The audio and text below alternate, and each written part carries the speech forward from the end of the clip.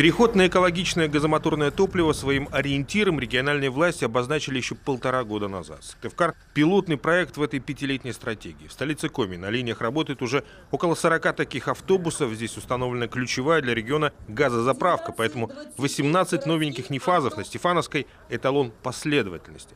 К тому же это не слишком затратно, на покупку есть федеральная субсидия. Есть федеральная программа, которая позволяет получить федеральные льготы, и, по сути дела, на каждый из указанных автобусов мы имеем льготу 37%, которые выделяет Минпромторг России. И, по сути дела, кроме того, что на виду, задача вписаться в эту льготу, в принципе, тоже большая удача. 37% льготы в абсолютных цифрах – это 2 миллиона экономии с каждого такого автобуса. При этом нагрузки на бюджет никакой. Автобусы, по сути, в лизинге. Но понятно, что 6 колонок одной заправки на 60 автобусов, даже при всей их энергомичности, явно мало.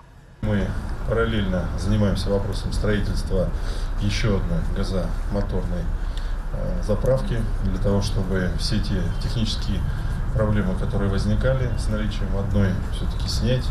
И в большей степени еще больше сократить соответствующие издержки и затраты.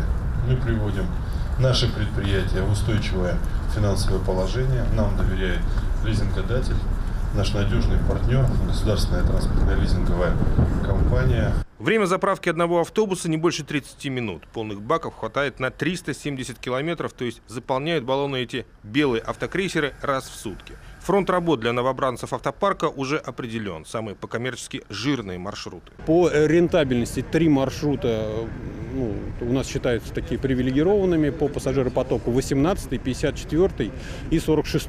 18 и 54 укомплектованы. Жалоб, нареканий от пассажиров минимум.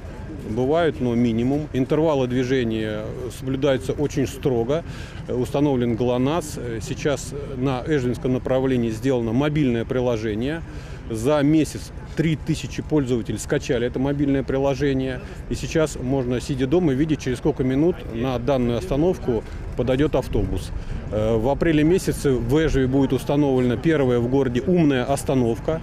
То, что пассажир видит на мобильном приложении, не у всех смартфоны, он увидит на умной остановке. Новые автобусы уже прошли внутренний косметический ремонт. Где-то были щели у входных дверей, где-то некрепко завинчены поручни. И все это реакция на жалобы пассажиров, комфорт которых теперь у автоперевозчика главная самоцель. Максим Васильев, Олег Юшков, телеканал Юрган, Сыктывкар.